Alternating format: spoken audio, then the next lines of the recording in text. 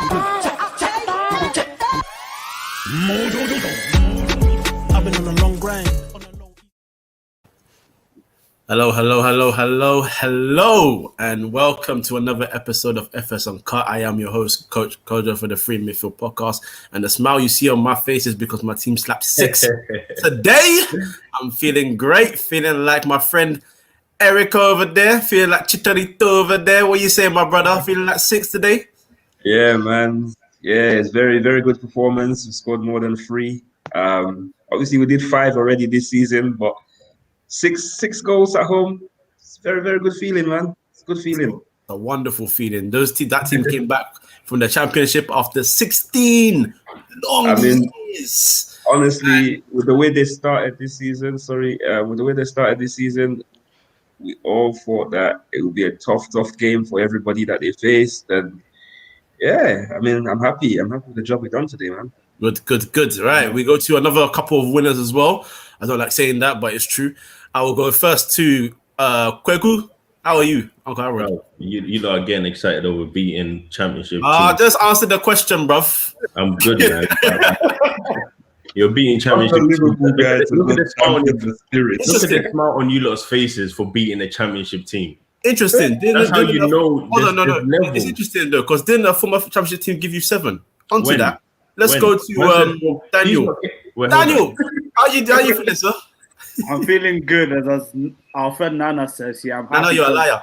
We're on our way to do back-to-back, and then after that we'll do a 3-2. Back-to-back. So I'm absolutely delighted, and I'm also delighted because today Jose Mourinho, who was a bit smug after the Liverpool game, before the Liverpool game, lost 2-0 today. We'll get on to that, but that also gave me some joy. Love that. Good. We will stick at the top half of the table. Yassim, how are you feeling? That's so deep. Feeling down, Joe. My team at the moment were just playing rubbish. I don't even understand. We can't spend all the money and be playing rubbish. We're just playing rubbish at the moment, and I think it's down to the manager. To be honest, I love Lampard as a player, but as a manager, no. Okay. Well, we'll get there. Don't worry. We'll go to your team because you guys got a big game tomorrow. And unfortunately, we have to go down to 15th, all the way down to 15th. Who says we're 15th? Wait, where are you? 16th? Now that we won 3-0 today, so we climbed up the so Jack Grealish wants to get on form, and people wonder why I don't have a Birmingham accent. Is because I split my time between Birmingham and London during my youth growing up. So. Yeah, I'm doing great today. Absolutely doing great today. Oh, well, excellent. I'm glad to hear that. So you're not an Arsenal fan? Unconfirmed. Okay, all right, I got you. Okay. All right. Well, let's start with a couple of winners first. Erico will start at Old Trafford. Finished 6-2 today against Rose's derby, a big one. 16 long years since they were in the Premier League, so they came into the Premier League hoping to make an impact in this game. United at home has been awful in general. I've called it the theatre of nightmares, but today was quite the dream. So, how are you feeling about the game? It was a very good start. It's a dreamy start. The team selection surprised me. I didn't expect to see Daniel James in the team, and to his credit, for what he can do, he played okay. He scored a goal. We're always going to concede because we always have that problem at the back. We're not sure at the back. But it looks like going forward, more than one goal can be scored in a half. And that's very encouraging. That is very, very encouraging. And really have some dangerous players that are now coming into form. And yes, Leeds are newly promoted side, but I'm looking at my own team and what I've seen in the last month.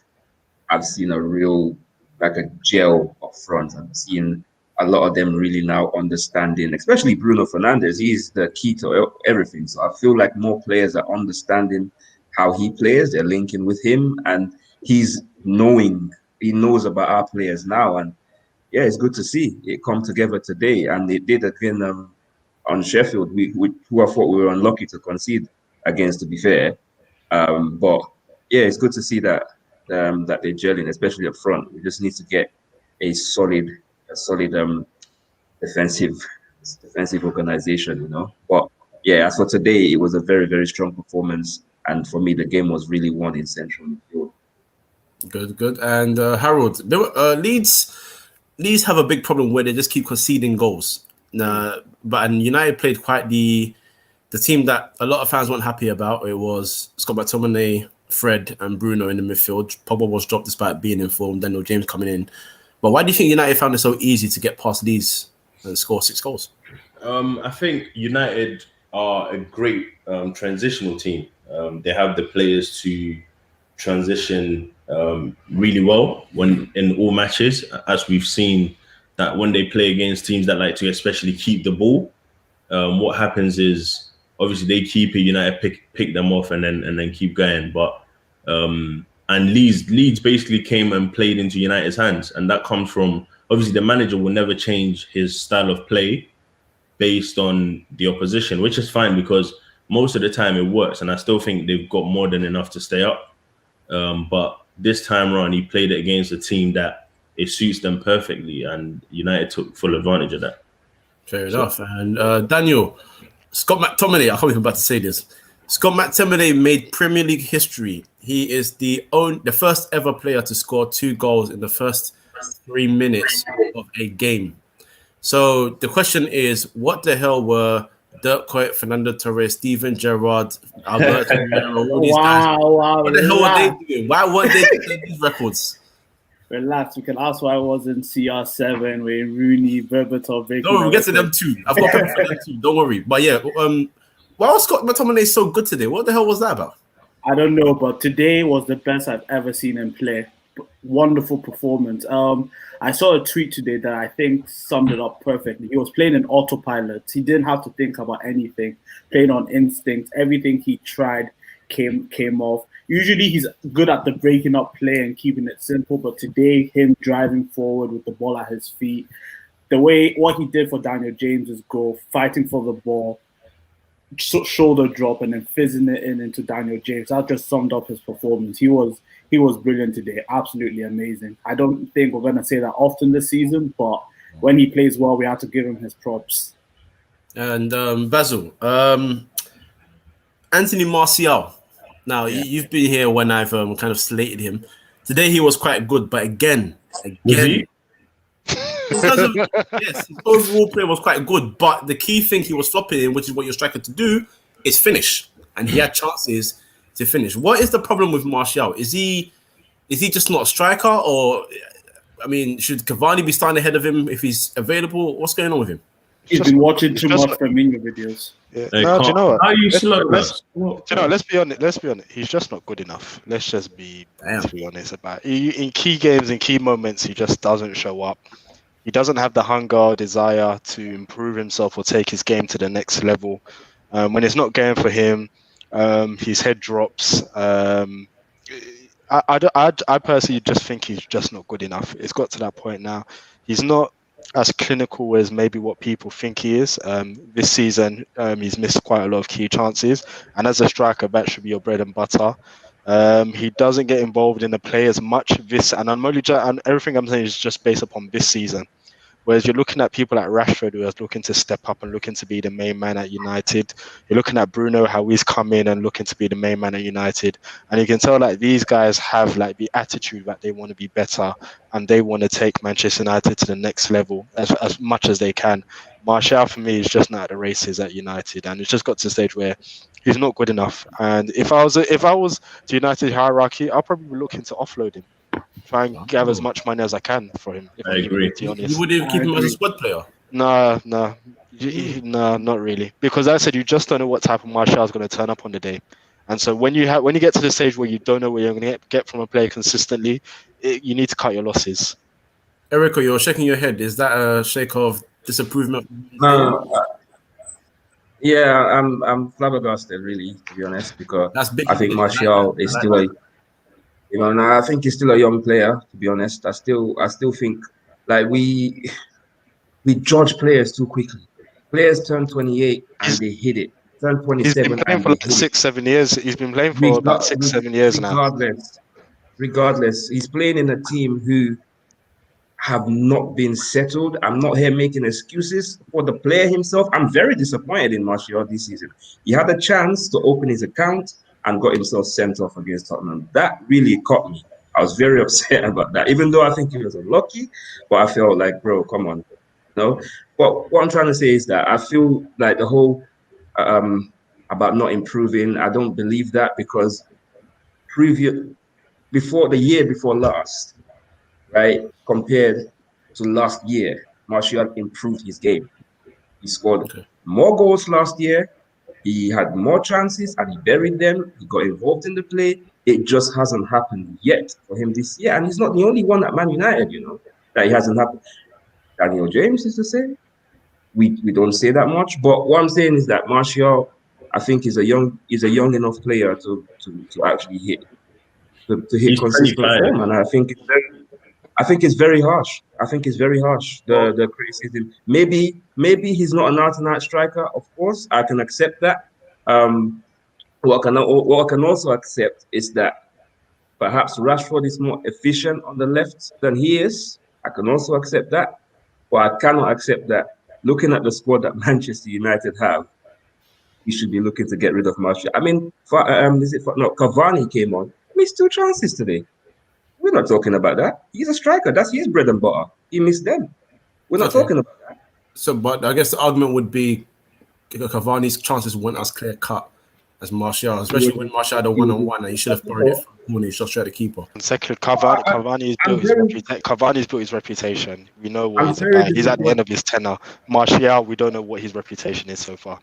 No, his reputation is inconsistent, and I'm glad you said it. No, Martial is just going through a confidence issue. Yeah, and I think his teammates should, for example, all those penalties that Bruno is taking, he could have just simply given it.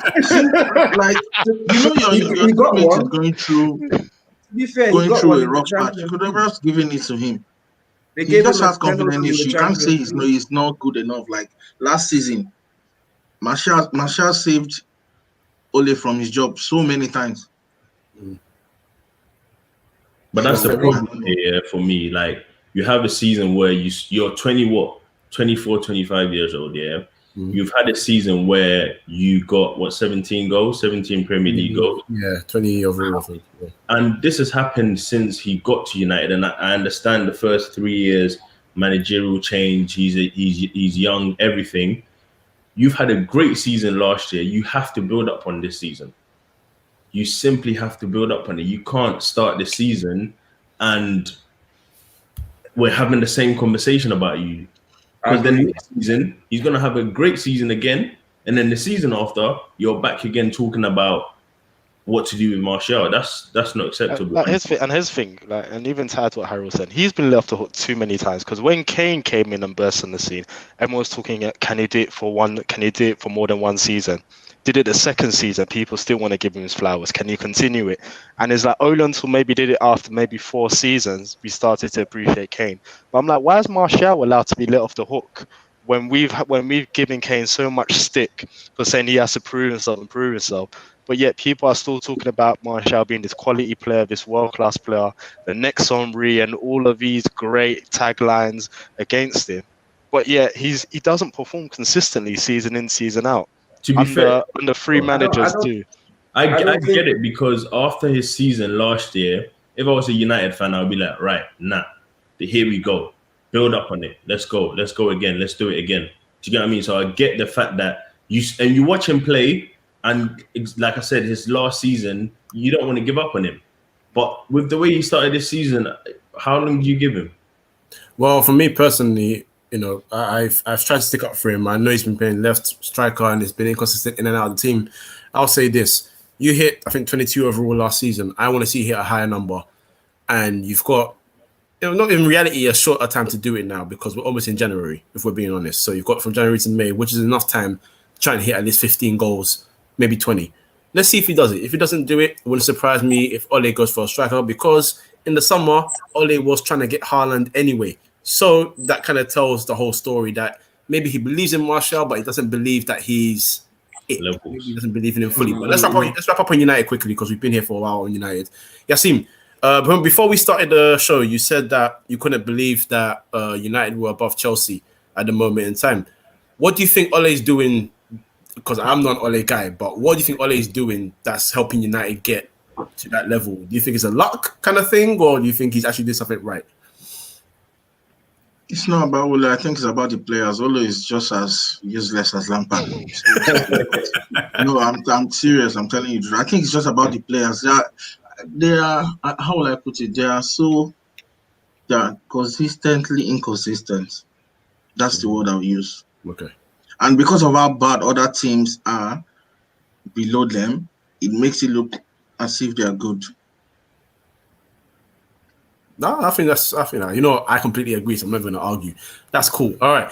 That's United done. We will go straight from Manchester to Merseyside. We will go to Liverpool. Liverpool have, again, smacked up a club in the Premier League, this time 7-0 at the home of Crystal Palace. We'll start with Daniel first. Crystal Palace have been a bit of a problem for you in the past here and there, but did you expect to go and slap them in this kind of magnitude?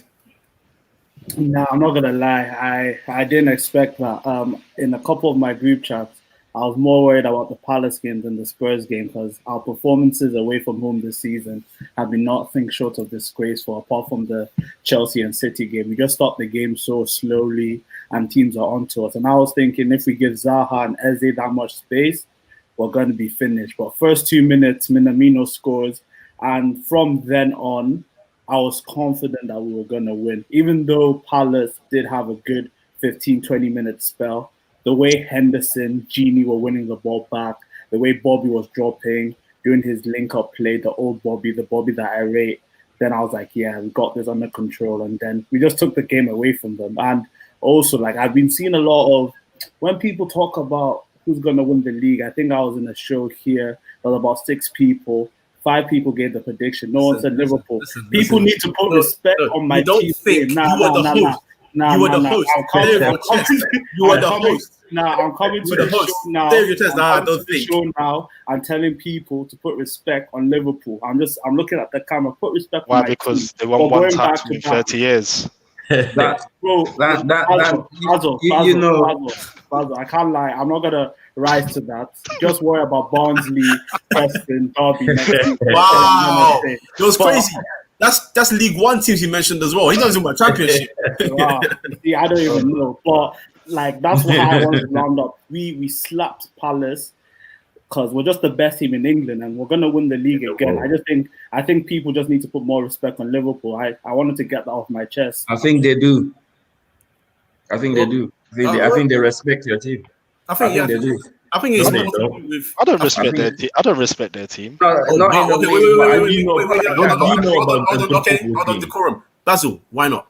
Because they've won one title in 30 years and all of a sudden the fanfare begins. I'm like, come on. It's taken them 30 years to win a league title and we're saying put respect on their name. I'm not Champions giving them League, that. you're forgetting that? Okay, fair enough, Champions League. But I'm talking about in the league because he's saying they're the best team in the league. I'm like, they've only won one title. I mean, Chelsea have won it multiple times. City have won it multiple times. Okay, let's have won the same amount of Premier League titles as you have. I'm not giving you respect until you win a second one. That's unnecessary standard. Liverpool have been. They've been like this. They've been very, very consistent, even in the season where they didn't win the title. So were Chelsea a few years ago. So were City. Well, and where are they now? Liverpool are still at it. Liverpool are still at it, and we have to respect their manager because he's somebody that look how long ago he's coming. And I respect their manager. I definitely think their manager, Jurgen Klopp, is definitely one of the best managers. I rate him higher than I do Pep. Of course, I do too. And his team is shaped in his image. So if you respect Klopp, respect his team. No, I can't give it I was just talking about that, because if another team with a less experienced manager lost someone like Van Dijk, they would have just, I don't know, the league would have just been gone from there. But I think he kind of understands that, okay, we have all the ammo up front to outscore whoever we are playing against. So even if you're going to score, so we're just going to outscore you and we're going to win. I think that is what he intends on doing until Van Dijk is back. Do you know? I think it's working for them. Yeah, I'd also add to this. There's one player I really like at Liverpool. I don't think they give him enough flowers. I think Fabinho. I think people don't appreciate his versatility because in midfield he's very good, but defensively, if you look at how he deals with a lot of the forwards he comes against, very, very competent in that position. I mean, when I watch him, I think he's probably their best player on the field when I watch him, because I think even as a defender, I think he's fantastic in terms of how he reads what strikers going to do, his awareness, when to go in for challenges, because I hate when defenders have to go in for slide tackles. But if you watch Fabinho, a lot of the time he's not going in for slide tackles. He's waiting and anticipating and then going in to actually take the ball off the striker. And he's very strong too. So he uses his strength very well against opponents he comes against. But I think he's been probably their best player so far this season, bar maybe their attacking players. I would agree with that. I think the fact that as a defensive midfielder, your job in more than anything is to read the game really well when you're reading attacks, and you go one-on-one with some more creative players. And when you go one-on-one with attacking players, you really need to judge what you do, because my criticism of, for example, he's playing on the side of Gomez where Gomez would usually be next to Van Dijk. And my criticism of Gomez usually is I feel like sometimes he doesn't know how to close, and his positioning at times is a bit off. But Fabinho's come in and just calmed everything down, so to the point where he looks more of a centre back than Matip, despite not actually being a centre back. You know what I mean? Yeah, yeah. But let's go to Harold, because Harold's another NFC fan. Now, I said I was disappointed with Palace. Forget the scoreline. Your job as a team is to make it as difficult as possible for the opposition to score. And I highlighted the Salah second goal where they just didn't close him down. But I'll pose this question to you. Do you think it's a fear thing where they come against a Salah or a Mane and they are genuinely afraid of either being destroyed or in terms of skill-wise, or just, winning fouls or penalties because they are good at doing that, because they're skillful? Or were Palace just shockingly bad overall, or is it a bit of both? What do you? You know what? I actually, as much as I rate us extremely highly, I think the Palace players, they basically quit halfway through the game. Do you get what I mean? And it was so obvious, because you look at that Palace attack and look around Europe here, they're probably top 5, top 7 attacks in Europe. You know what I mean? Not a lot of teams, no, seriously, not a lot of teams will want to face Eze, Zaha on a regular basis. Because when they pick up that ball and they're coming at you, not so many teams can defend against it. And I think what happened is the early goal hit them really bad. Do you get what I mean? They had the plan. We're going to go for it. We're going to we're going to just go all out. The early goal came in, and then that kind of put them off a bit. Then they did create chances, and after creating chances, they weren't taking them. Once the second goal went in, it was all over. It was all over. They just thought, and I think teams know, right? Once you go 1-0 down against Liverpool, you always go through a period where you're like, oh, you know what? I could still get back into the game. But once we go 2-0 up, it's done. It's done. Once we go 2-0 up, you have no chance. So I think once we went, maybe not top 5, but I'll go top 10. I'll say. I still think that's a big call. I can't lie to you.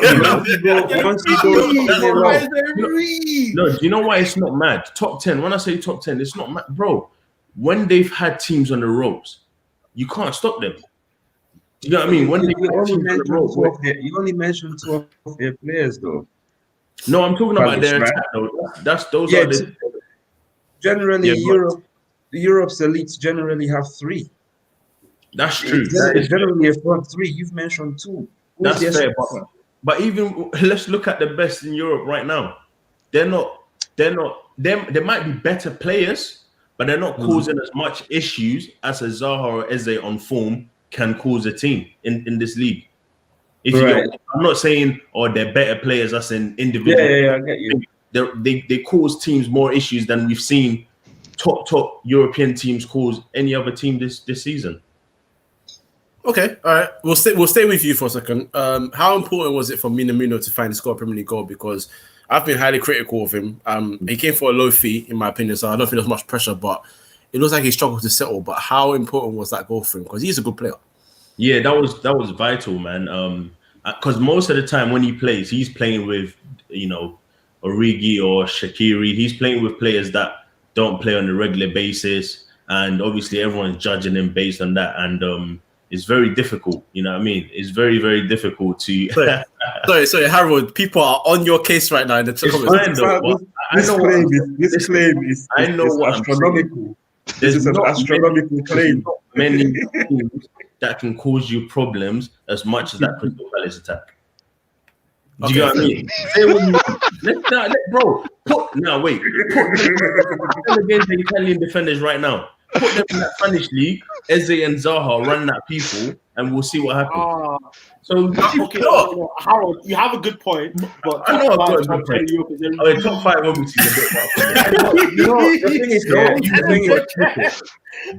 is, like, there's one thing. Wait.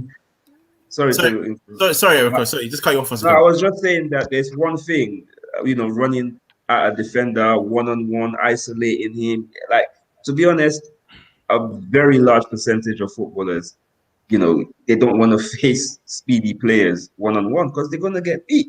And it's the same as somebody. Palace attack for once. So that's true. No, that's true. But the point I'm making is that what I'm trying to say is that yes, these players that you mentioned at Palace, I like Palace. They're they're good. I support them secondly, right? However, when you're talking about them going forward as a unit, as a team, they are nowhere near some of the teams in Europe. They will probably cause this season. They will probably cause teams more problems than some of the best teams that you're talking about. Individually, though. But yet they took 7 against Liverpool. Yeah, because we're the best. We're the best in Europe. That's it. That's what we're waiting for. There's levels. And before you go away from me, can I just say, right? Yeah. I'm shocked, especially when it comes to Manchester United fans and Chelsea fans and City fans that know the level it takes to win a Premier League. They know what it takes to win a Premier League over 38 seasons. Think Spurs have any chance? I don't understand. You know what it takes. Wait. You're mentioning 2 names. So if we mention Son and Kane, why wouldn't they have a chance to do things either? But I'm talking about winning the league. Are they not good enough about winning the league? You've been saying to Harold that they've got a chance of winning the league. So why are you now dismissing it? Come on, man. That's just gas, man. That's what? Come on, man. You gotta make them feel good, man. That's what. This guy even said 38 seasons. He didn't say 38 games. He's confused. 38 seasons. You know how much it takes to go from August till May. Yeah, consistently win your matches, win your vital matches. Have a week like this week where you've got Liverpool. You got Liverpool where you got Leicester at home where you need to come out with 4 points if you want to stay, and they came with 0. And there's level. This one I keep. Dan said it last week when we did a show, and everyone's like Spurs. There's levels to this. You know what I mean? No. I'll say it like this. The reason why I feel like people are putting Spurs in there, obviously, one, because Mourinho's there in it, so they know that he's won it before with that. He's finished. But that's number one. But number two being, I think in every season, there's even been, in not every season, but there's been seasons where some teams have been top without playing well. But then in those games, I always tell you, like I said for every other team, those games are very, very key to see if you are going to challenge, because they've dropped 6 points. They have not got any points in this week alone. And they've gone from 1st to 5th like that. Yeah. So even though it's still early in the season for that to change, because there will be twists and turns, they need to bounce back quickly, because another loss will become disastrous because the teams above will collect more points. So I think I can see why people have the not, I won't say nerve, but have just put Spurs in there. I can see why they do it, but of course, there's levels. Why? I don't. But no, but it's football, isn't it? I mean, bro, this is what makes me sad. It makes me sad because I always feel like when it comes to other teams, all you need to do is have a good 5 games, and everyone's like, "What title contenders? Watches the league though. Oh, so this is a Liverpool thing. Watches the Premier League. They've only had the only reason people mention Spurs is because other teams are not just up to par. Like they're not like this is not City. This is not the City we know, or this is not the Chelsea we know. Even Liverpool. That's the only reason why Spurs is in the conversation because what Chelsea do we know though? They'll still bottle the whole thing. You can never put your hope on Spurs to bottle it. So. Okay, all right. Dan, before we wrap up on Liverpool in a second, Dan, I was going to ask you one more question about Palace. Palace actually created chances, but a certain Ghanaian, I'm not going to mention his name. I love my Ghanaian people, so I'm not going to try and rip into him. But a certain Ghanaian's decision-making in the final third was awful. And at times, it looked like they had your defense stretched. Do you think it's still key for you guys to potentially sign a centre-back, considering you guys won the game 7-0, so I don't do if, buts, and maybes, but I will do it in this scenario? They did give you a bit of trouble, and if they're a bit more clinical, that 1-0 what could have been 2-1 Palace. Do you think it's important they get centre-back, or can you survive the season with maybe getting Gomez back and then back from next season? Because I think it will be better to just let him recover completely. Nah, we need a new centre back ASAP. We need that so that Fabinho can play in midfield. He's been amazing at the back, but I think we still do need Fabinho in midfield. And I've said it on this show before, and I'll say it again. I can't trust Matip. He has glass legs. He's always going to get injured. So I think we need a good centre back coming in January, the first week, as soon as possible. Hopefully, Upamecano, Konate, maybe grab Gabriel from Arsenal. Just one of those players. Oh, wow. Okay, well, I will say this. If you want to go for a centre back, I'll go Konate over Upamecano, in it, but that's just my right. I just rate him higher. We'll go into it, but we'll be here a while. But Basil, Basil, man, Basil. Damn. Where do I even begin? Because you know what? Like you're homies with my cousin as well, and I can't even cuss him out anymore. Like at this point, it's just sad, man. I was watching that game and I just thought I can't even laugh. This is disappointing. What on earth is going on at Arsenal Football Club? Do you know what? I'll just say this, right? Arsenal are not above relegation. I keep hearing people say, "Oh, they're not going to get relegated." They're not. I'm like, listen. What makes you think they're not? If you see our fixture list from now until April, it's disgusting. It's disgusting. Every game's a hard game for Arsenal now. Isn't that every team? But honestly, I think because obviously, like I said, we've seen Leeds go down. The West Ham team that went down, I think it was in maybe 2003. If you see the caliber of players they had at the time when it went down, people said the same thing. Oh, West Ham won't go down, and they still went down. And I look at Arsenal. I think we could go down, and the reason why is because defensively, nobody fears us. So when teams come at Arsenal, when teams play Arsenal, they feel they have a chance. Offensively, we don't create chances or even look like scoring in goals, and because we don't, that gives teams the onus to actually attack Arsenal and take more risk against Arsenal. The issue is because our attack is so predictable that teams don't even care for Arsenal to have possession. Arteta's ridiculous when he goes, "Oh, we dominated the game, we had possessions, we had good chances." What good chances?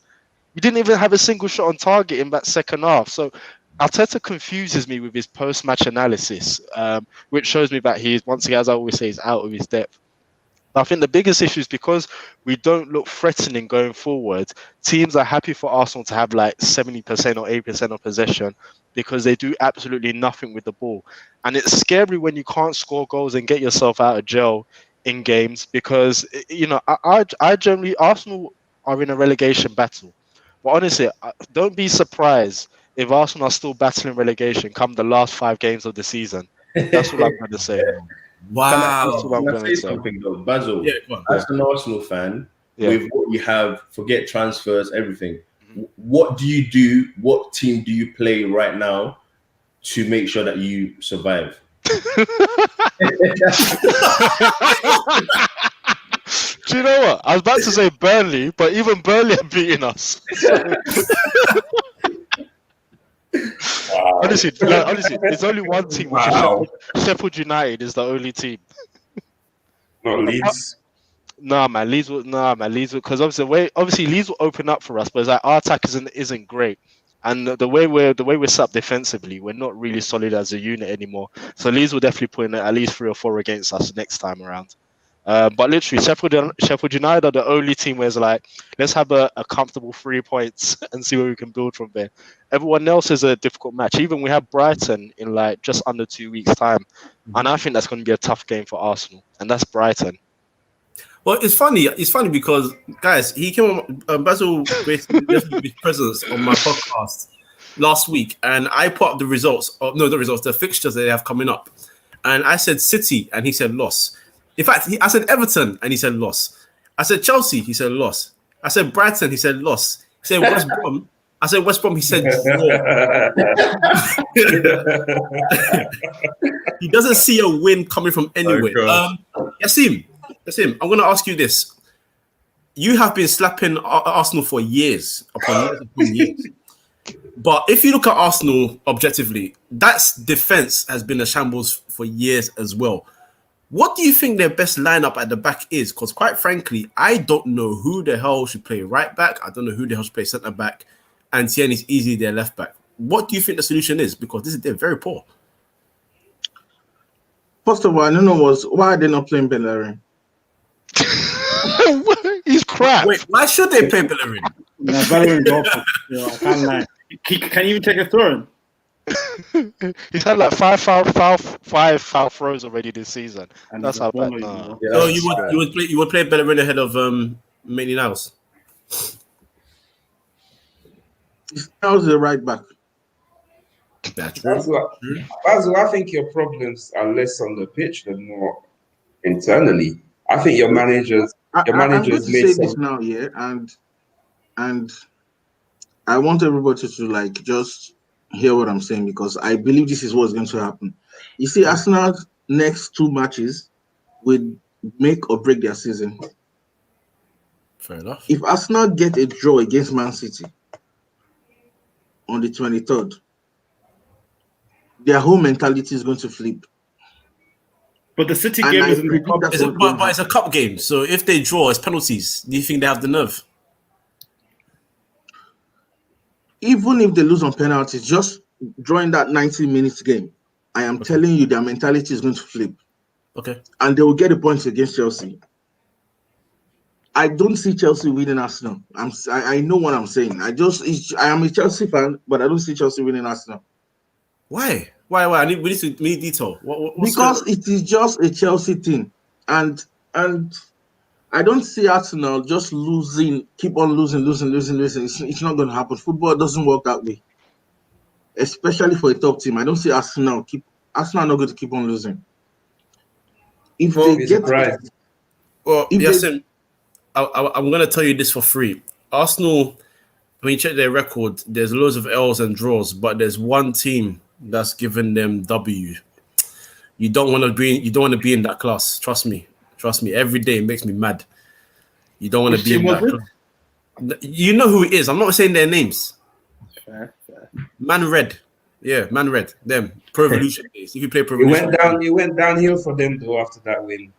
That's true. It all began after that win, didn't it?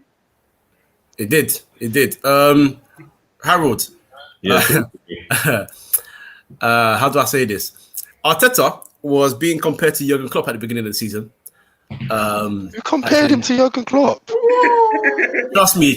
I saw it, and I thought I'd ask this question because there were similarities about how he wanted to build the team and blah, blah, blah. Give him time. Why? So that I can laugh. Apart from that, honestly, but on a serious note, do you know what? My problem is I don't see anything with Arsenal to make me go. Hold on, sorry, give me 1 sec. Sorry, guys. Yeah, I don't see anything with Arsenal to make me go, yeah, give him time. You see my problem? I just don't see it, man. And you know what? He might end up being a good manager. He might end up being an okay manager after he leaves and maybe gets to a club with better structure. And I'm not even saying it's his fault, right? It's not it's not just his fault. It's just a case where he's come into a place where everything is going wrong and he's not as experienced. He's not as good as he's not as good yet as he might think he is. And he's just, because right now, no one can tell me, I don't think he can even tell me where they go from here. Do you get what I mean? Because you know what the problem is? Yeah, managers scare me when they start becoming deluded, right? And when he said after that Everton game, yeah, we kept possession, thought we were dominant, all of that stuff. When they start talking like that, forget it, man. They're done. They're done. I never even understood that appointment because first of all, is Arteta an Arsenal legend? Nah, Everton legend. I mean, as I said, he was the cheapest option available. You see Ole and Lampard there. Right. There are a lot of times when the players just look at them like, okay, these people have done, like they've done something for this club. You just looking up to them just makes them go onto the pitch and perform. Yeah. But I don't know. I never understood that appointment, to be honest.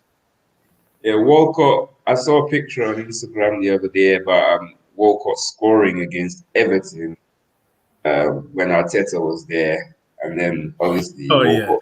Yeah. I mean, it just goes to show how long ago that was.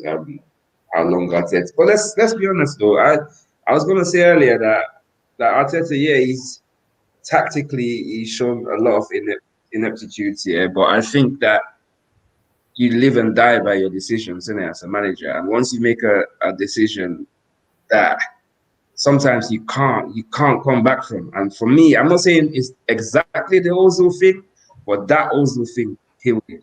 I think that killed him. Dropping Ozil with no credible replacement. Joe Willock for Mesut Ozil, that is a terrible nightmare. And what's funny about that? So it's cut off for a second, but what's funny about that? If you go and check the Premier League registration squads for every club, Arsenal didn't fill out the full 25 because a lot of them are young enough to not be registered because they've been homegrown. So there's more than enough space for Ozil, and there's even enough space for Socrates. Mm-hmm. So now, that is his problem, big time. But I'll give you another one. Is it his fault that they signed Willian to a 3-year contract? It must have been discussed. It must have been discussed with him. It must have been run by him. I think that even if it's not his decision, there's a lot of questions at United over Van der Beek if that's social signings, and the questions are there because Van der Beek is not playing as much football as he probably should. True. And they'll do a lot with Ozil at the moment because Arsenal are not even creating chances. Drop him. If that's not, I'm seeing Willian. I'm seeing guys, I can't remember who the other day, played better than Willian, and Willian stayed on that pitch. Yeah. And I was asking myself, why is this man still on that football pitch? When you get people on the pitch who are playing better than him coming off.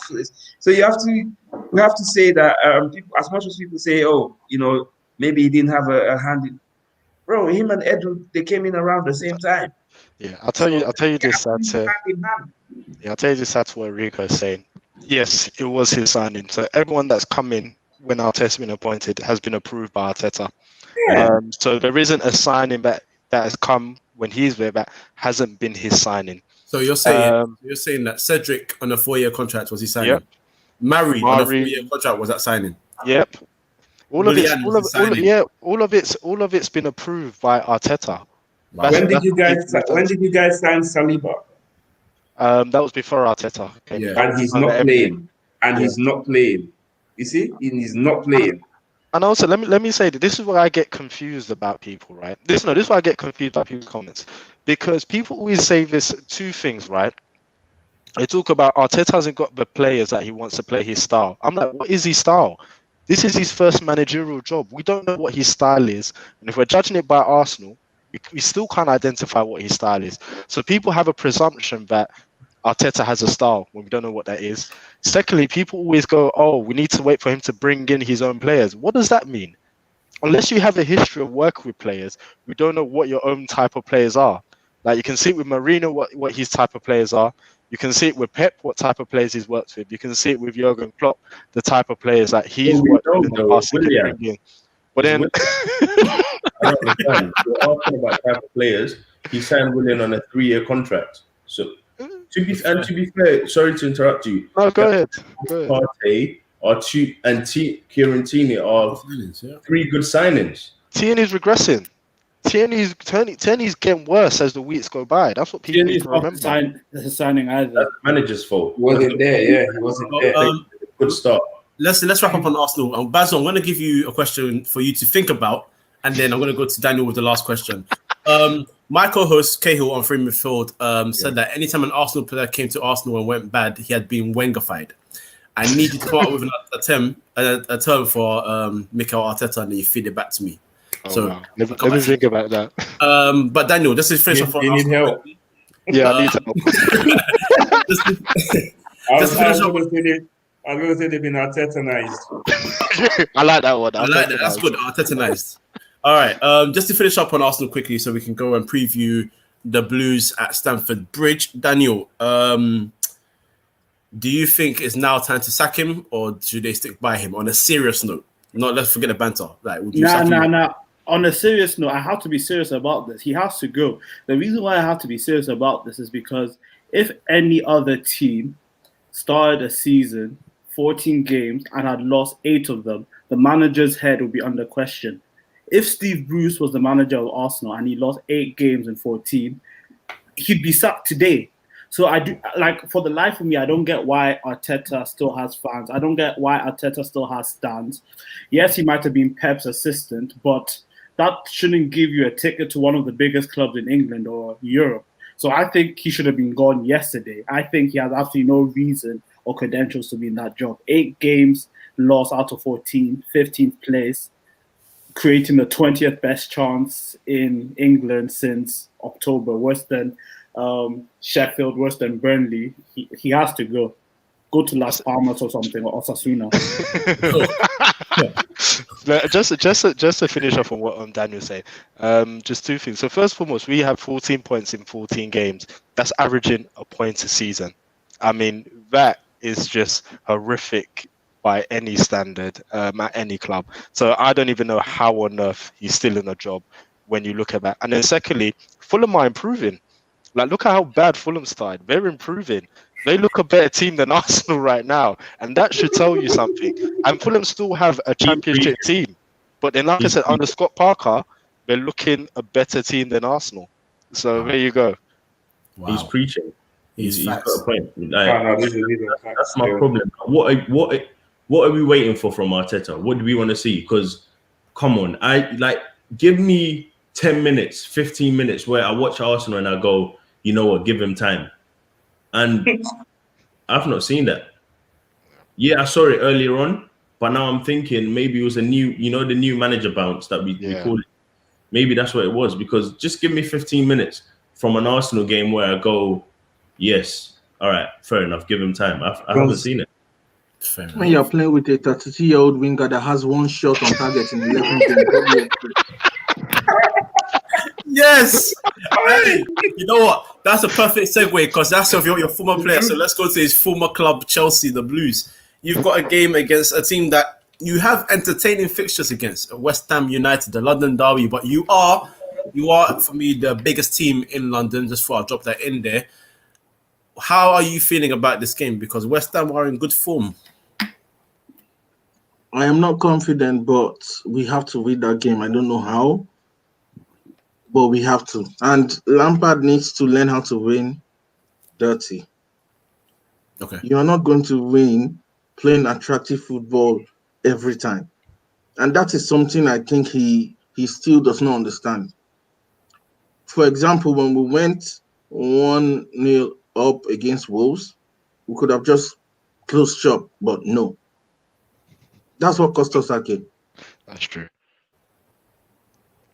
So whatever we're going to do, we have to find a way to win, because I don't know.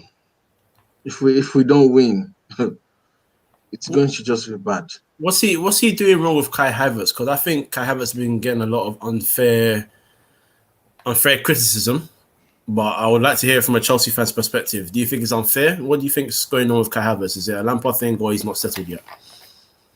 I don't think it's unfair, but because, well, you're bought for 72 million, you have to live up to the price tag. But I think, I think he needs a little bit of time, and I think he needs to hit the gym. He's too, I don't know, it's just too loses possession, misplaced passes. I don't, and Lampard is not even helping him by playing him out of position.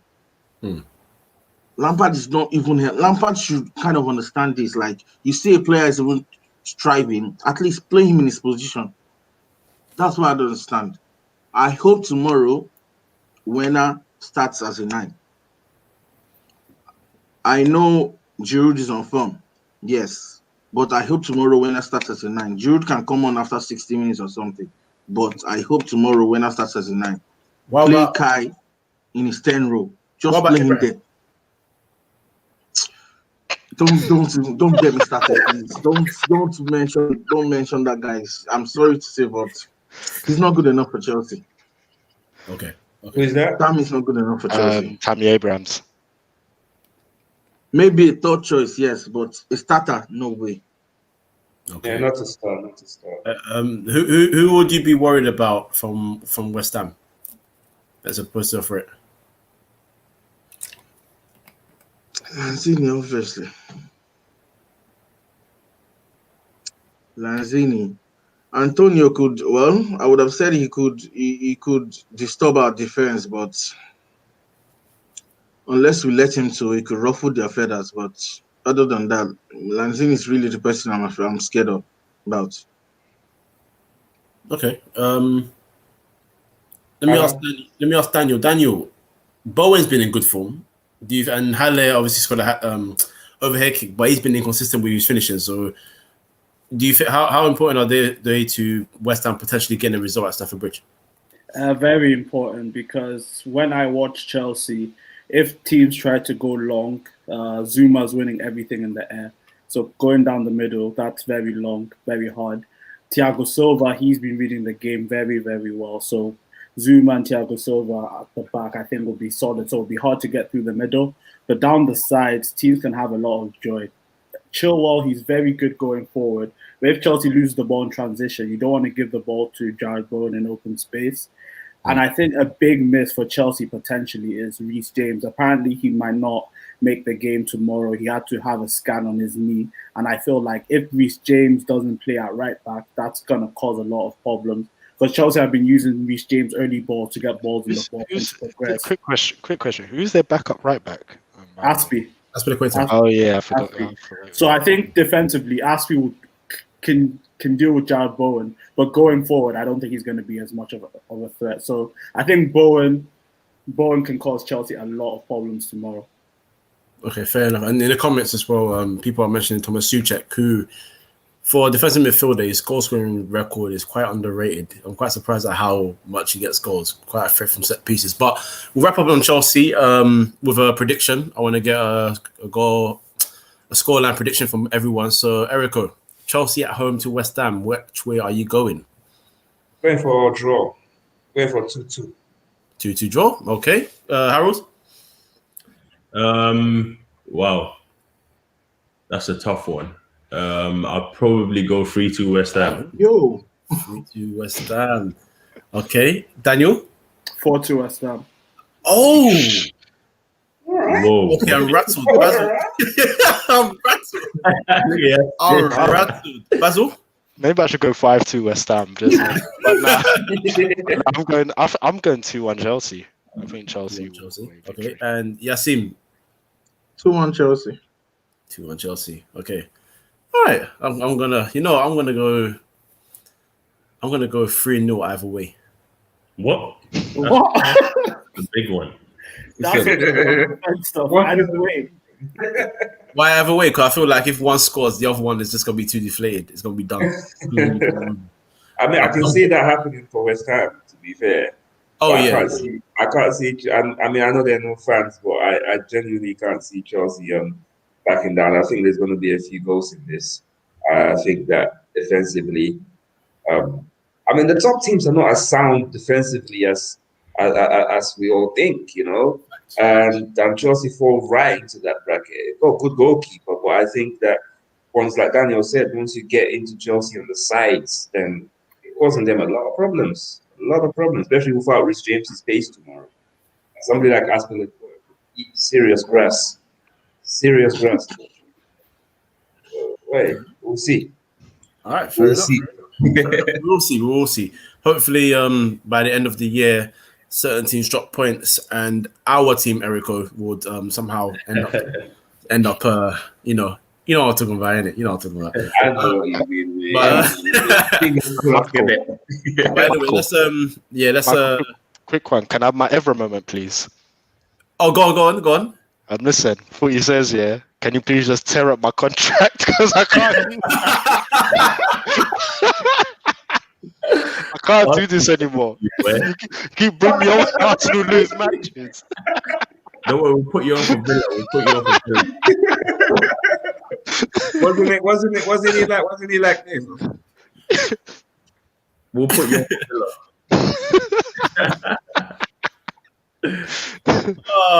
Yeah, you know, we'll look after you, man. Don't worry, we'll look after you, man. Later, you know us, we're here, man. Don't worry, we got you. All right. Yeah, you know what? Everyone just plug themselves real quickly. Their socials. Harold, start with you. It's right there. Kwerku_TVB. Nice. Yasim. You on Twitter? Yasim986 on Twitter. Awesome. Basil. BJacobs14. It's dark times for me right now because my club is letting me down. So yeah, have pity on me. Yeah, he wants you to tweet him and console him. Don't go and tweet him. Daniel. Yeah, my handle is right there. Liverpool are going to win the treble, so I'm going to document every step of the way. You said the same thing last year. Stop it. So just follow me for that documentation. Premier League is coming home. Champions League is coming home. FA Cup is coming home. So they want that. They just want to replicate what we've done because no one's putting them in that top conversation. That's all it is. That's what they want. So I get it. Don't worry. I get it. That's why they're talking about free-peat as well, but it's only one team that'll be allowed to do that ever. But forget about it. Erico, socials? Twitter is @TTactics. Okay, awesome, man. I'm Kojo at Free Midfield. Follow that one because I don't use my own one anymore, so forget about my personal. All right. This has been another episode of FootySays FS Uncut. Thank you for tuning in. Thank you to my guests, and have a nice night. Peace. You guys. You guys.